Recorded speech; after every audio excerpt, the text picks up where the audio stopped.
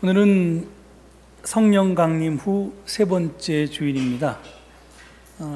저희 교우들은 잘 아시는 것처럼 제가 성서 일과에 따른 그 본문을 가지고 증언을 하는데요. 오늘은 갑자기 누가복음이 튀어나왔습니다.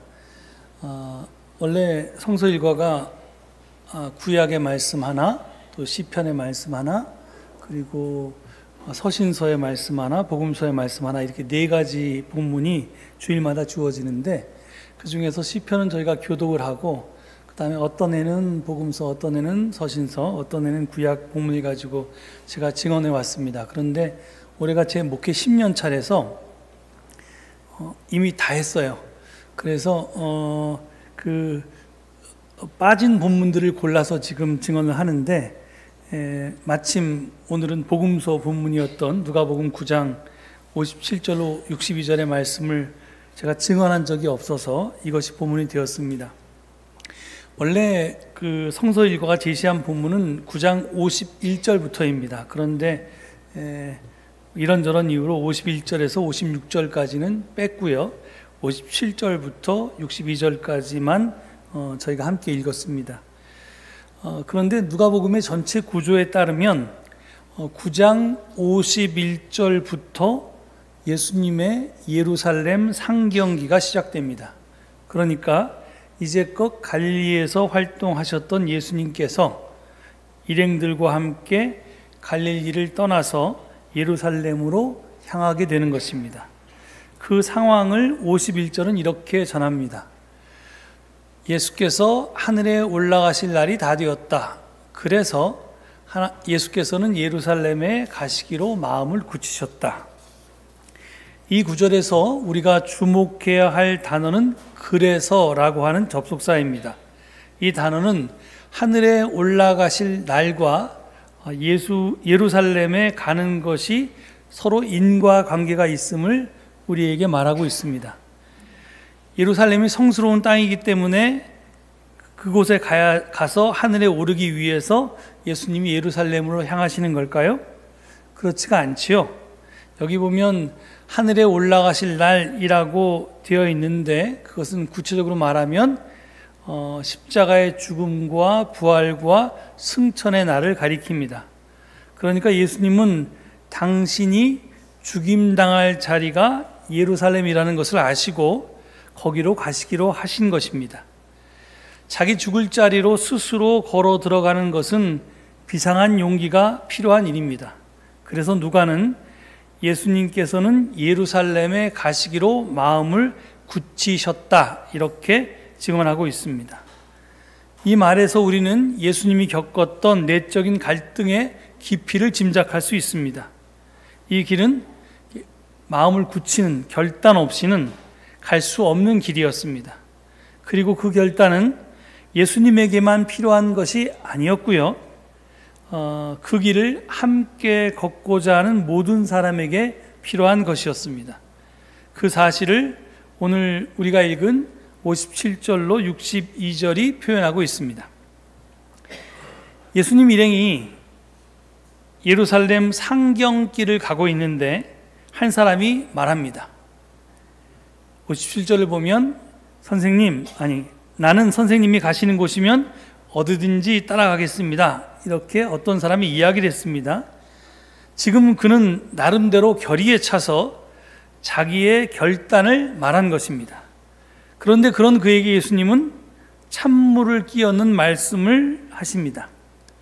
58절을 보면 여우도 굴이 있고 하늘을 나는 새도 보금자리가 있으나 인자는 머리 둘 곳이 없다, 이렇게 말씀하십니다. 이 말 뒤에 숨겨져 있는 속말은 너 이런 데도 따를래? 지금 이것을 묻는 것입니다. 누가는 그가 어떤 결정을 했는지, 굴도 없고 보금자리도 없고 머리 둘 곳도 없다는데 이렇게 예수님을 따르겠다고 스스로 나섰던 이 사람이 예수님을 따라 나섰는지 아니면 안 따라 나섰는지 여기에 대해서 답을 들려주지 않습니다. 왜 그러냐면 그것은 이 이야기에서 중요한 것은 지금 이 이야기에 등장하는 그의 결단이 중요한 것이 아니고 이 이야기를 듣고 있는 우리의 결단이 중요하기 때문입니다.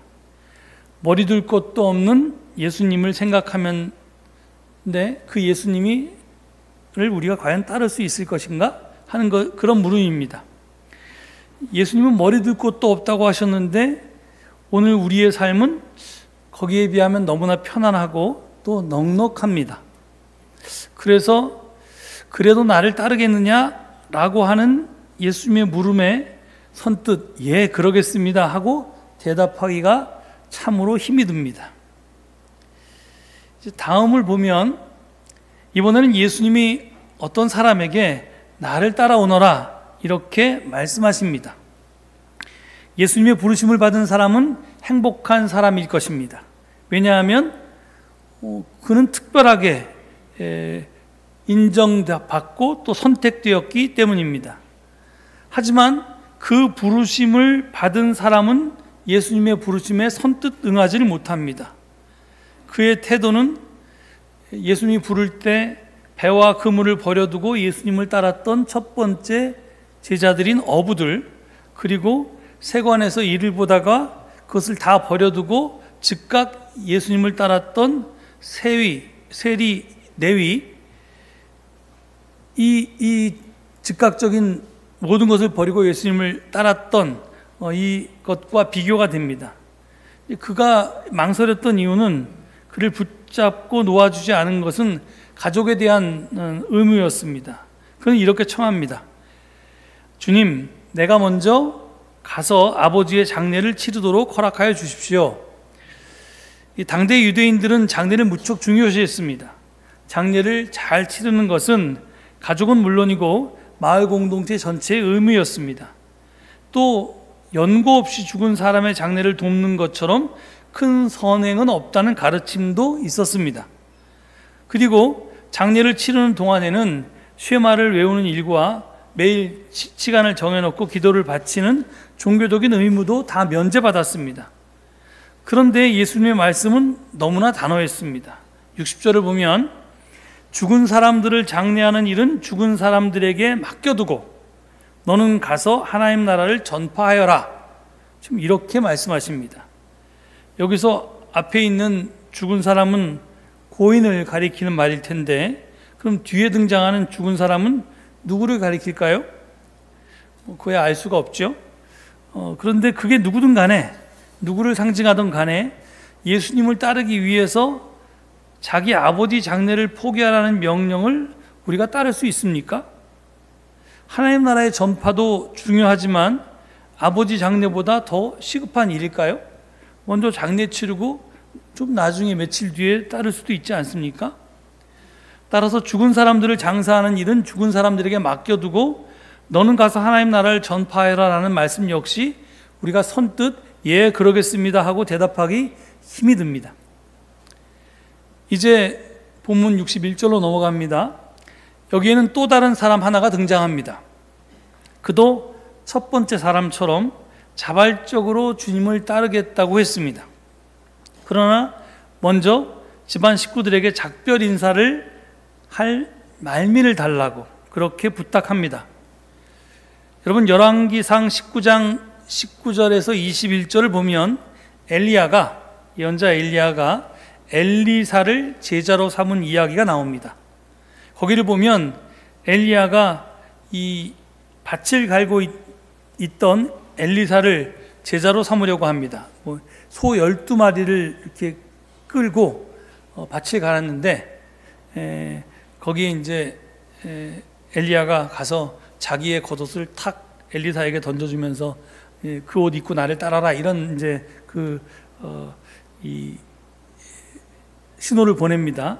그랬더니 엘리사가 부모님에게 작별 인사를 한 후에 당신을 따라가겠습니다 이렇게 청합니다.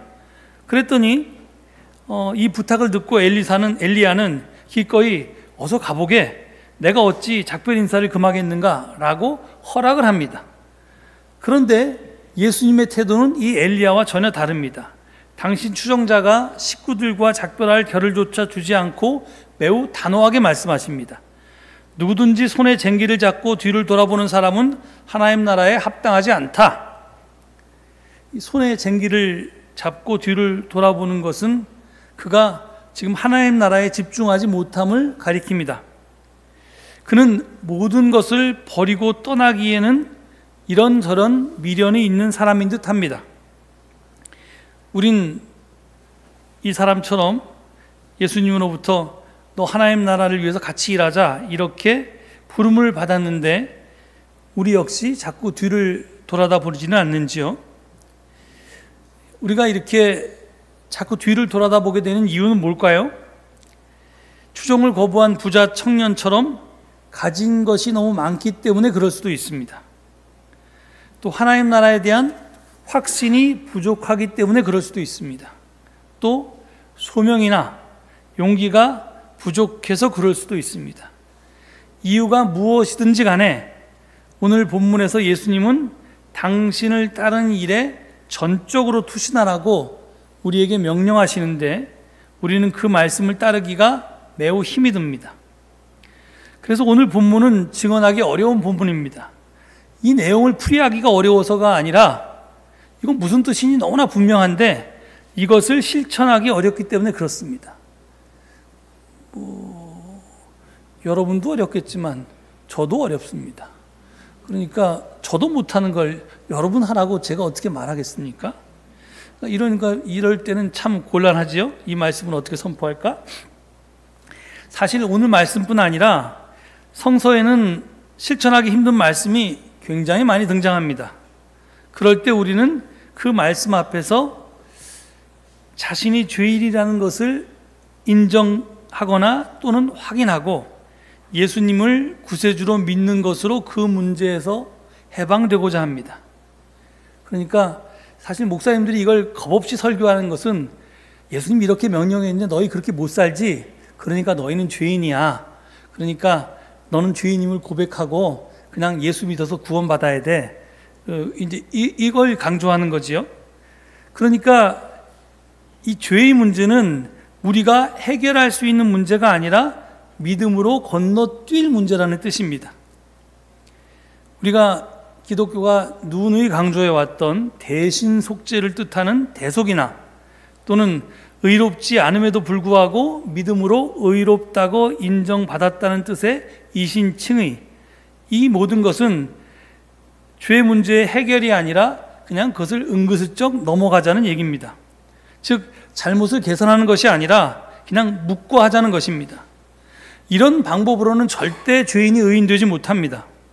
심리적 안정을 우리에게 가져다 줄 수는 있어도 개인의 변화는 기대하기가 어렵습니다. 만족만 있고 행동은 없기 때문입니다. 그렇다면 성서에 등장하는 실천하기 힘든 말씀 앞에서 우린 과연 어떻게 해야 할까요? 예를 들어서 예수님이 부자 청년에게 했던 말씀, 가서 내가 가진 것을 다 팔아서, 일부도 아닙니다, 몽땅 팔아서 가난한 사람들에게 주어라. 그리고 와서 나를 따라라. 그러면 난 어쩌라고요? 내 가족은 어쩌라고요? 이 명령 앞에서 우리는 어떻게 해야 할까요? 그러니까 이런 말을 좀 지혜로운 목사님들은 절대로 본문으로 택하지 않습니다. 마치 그런 말씀이 성경에 없는 것처럼 절대로 그런 얘기를 안 합니다. 대교회에서 이런 말씀 가지고 설교하는 거 아마 못 들어보셨을 겁니다. 그래서 제가 이런 말씀 앞에서 그래도 저는 좀 정직하려고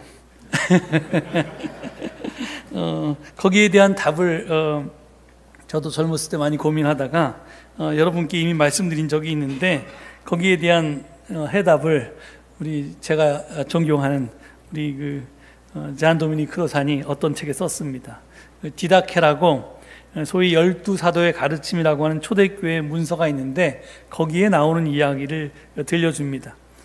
거기 보면 초대 기독교 공동체에는 예수님을 본받아서 예수님처럼 이곳저곳을 떠돌아다니면서 공짜 치유와 열린 밥상 공동체를 재현하면서 이렇게 다니는 그런 유랑하는 선교사들이 있었습니다.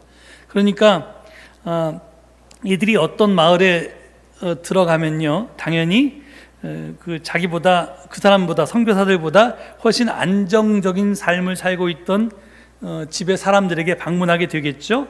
그러면 그 집 있는 사람들은 이 하나님 나라의 비전을 실현하기 위해서 나도 이 모든 것을 포기하고 저 유랑하는 선교사들처럼 당장 버리고 떠나야 하나, 아니면 어쩌나, 이런 것을 고민하고 갈등합니다. 그런 그들을 향해서 디다케는 이렇게 권고하고 있습니다.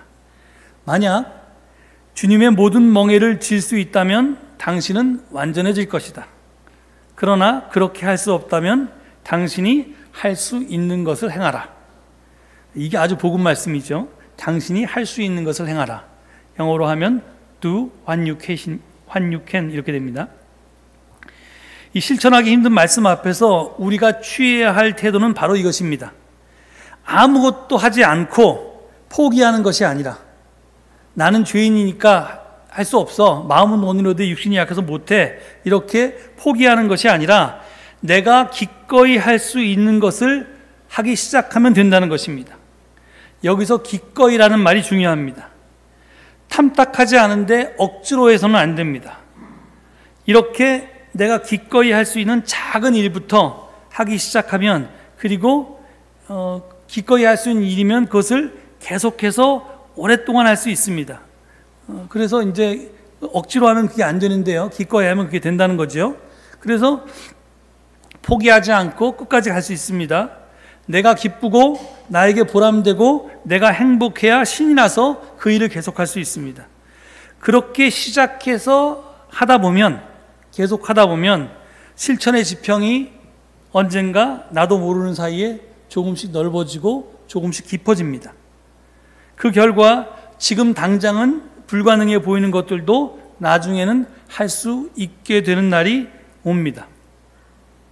제가 이 이야기도 여러분들에게 드렸던 적이 있는 것 같은데, 마더 테레사가 썼던 어떤 책에서 읽었던 이야기입니다.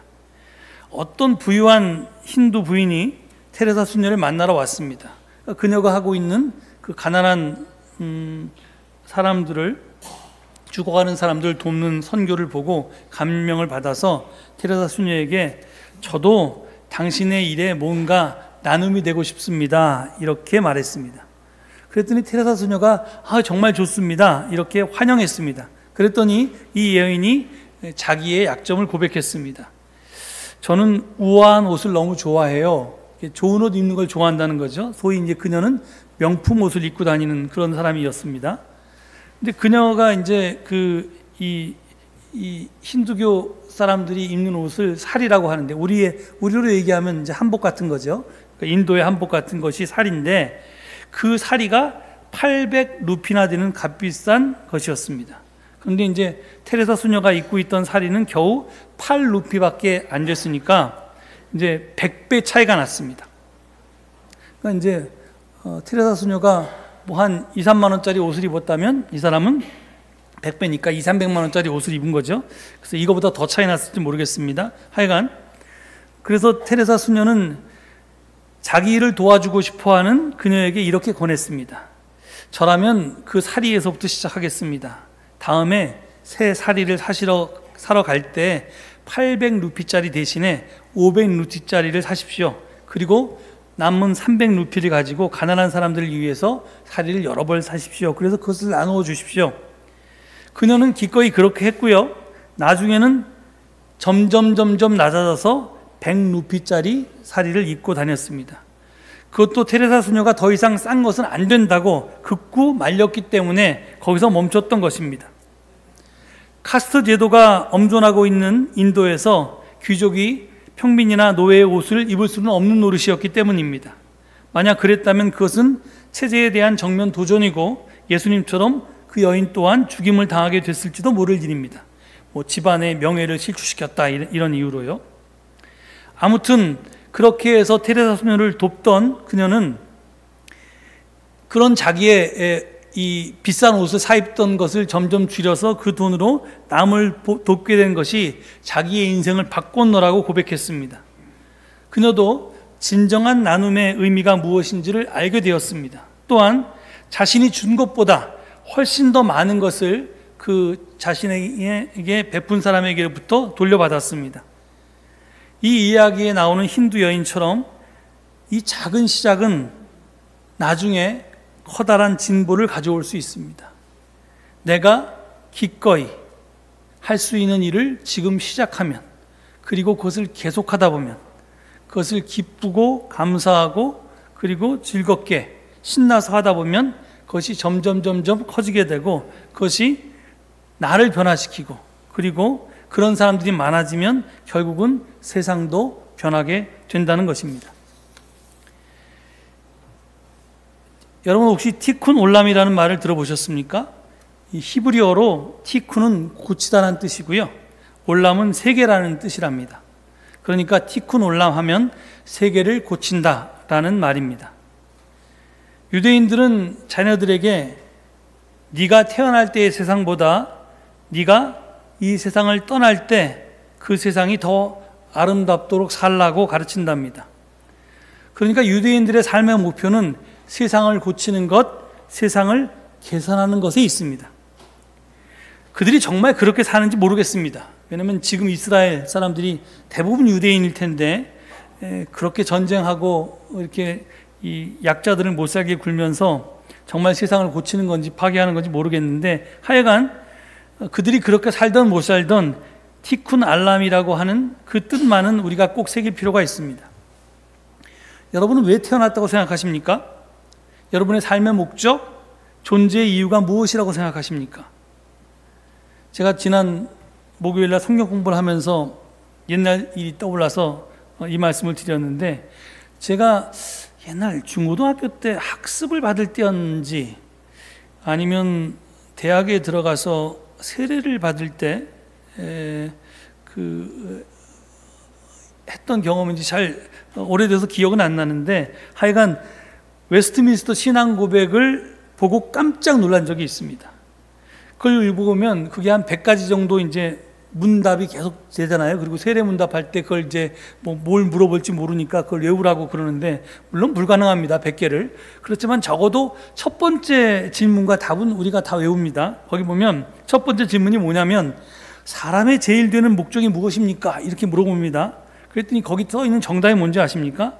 사람의 제일 되는 목적은 하나님을 영화롭게 하고 하나님을 영원토록 즐거워하는 것입니다. 이거였습니다. 근데 저는 삐딱해서 그런지 몰라도 이 답을 보면서 영 탐탁치가 않았고, 그 다음에 병정놀이가 떠올랐습니다.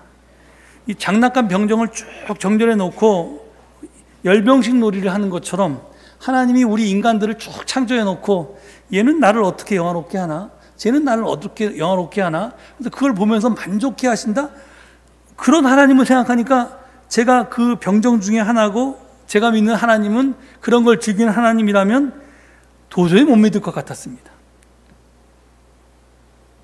이게 불경스러운 상상이지만 지금도 같은 생각입니다.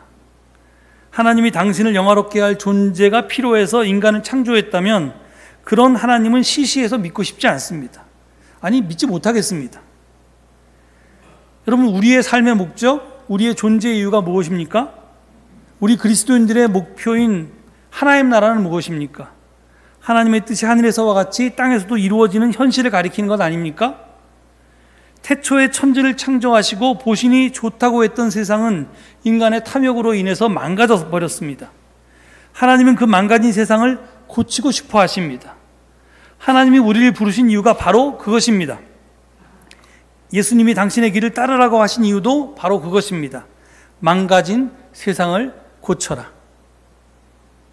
그렇다면 망가진 세상을 어떻게 고칠 것입니까? 우리가 다 혁명가가 되거나 아니면 정치인이 되어야 할까요? 그것도 때에 따라서는 꼭 필요할 것입니다. 하지만 모두가 그럴 필요는 없습니다. 각자 자기의 삶의 자리에서 기꺼이 자기가 잘 할 수 있는 것을 하면 됩니다. 예를 들어 마태복음은 최후의 심판 비유에서 티쿤 알람이 세상을 고치는 게 뭐냐면, 줄인 자에게 먹을 것을 주는 것, 목마른 자에게 마실 것을 주는 것, 나그네 된 자를 영접하는 것, 헐벗은 자에게 입을 옷을 주는 것, 병든 자들을 돌보아 주는 것, 감옥에 갇힌 자를 찾아주는 것이라고 말합니다. 이런 일들이 세상을 고치는 일의 시작일 수 있습니다. 내가 여기에 있어서, 지금 이 시대 이곳에 있어서 불의를 도모하던 이들이 주춤할 수 있다면, 내가 여기에 있어서 더 따뜻한 세상을 이루기 위한 그런 협력이 나로부터 시작될 수 있다면 얼마나 보람있고 신나겠습니까? 내가 여기에 있어서 절망에 빠졌던 이들이 희망을 되찾고 슬픔의 벼랑 끝에 서 있는 사람들이 다시 살아갈 용기를 얻을 수 있다면 이 또한 얼마나 좋은 일이겠습니까? 하나님께서는 바로 이런 일들을 통해서 세상을 새롭게 하십니다. 우리는 바로 그 일들을 위해서 부름받은 것입니다.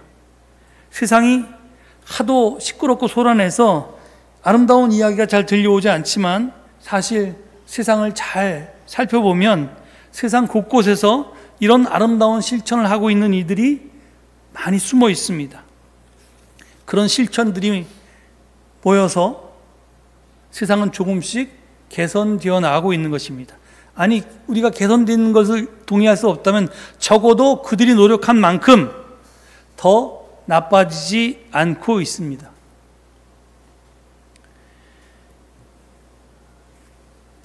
미국 출신의 경제학자이자 평화주의자인 스코트 니어링이라는 분이 계십니다.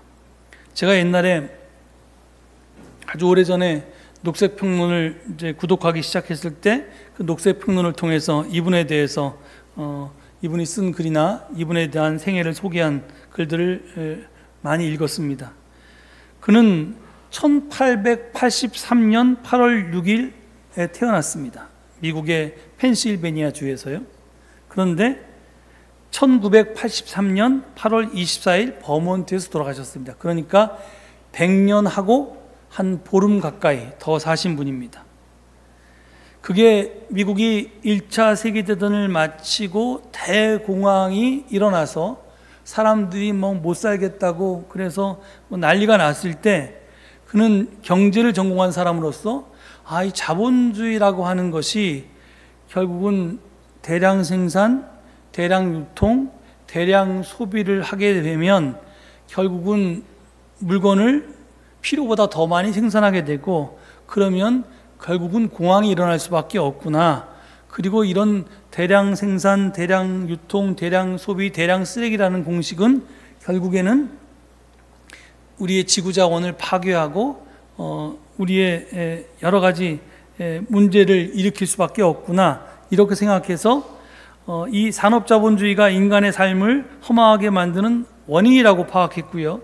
그래서 이제 그 뉴욕에서 살던 자신의 삶을 포기하고 자연으로 돌아가서, 그래서 버몬트가 미국의 굉장히 이제 한적한 시골 주거든요. 거기에 돌아가서 단순하게 삶을 살아가고 인간성을 회복하고자 노력한 사람입니다.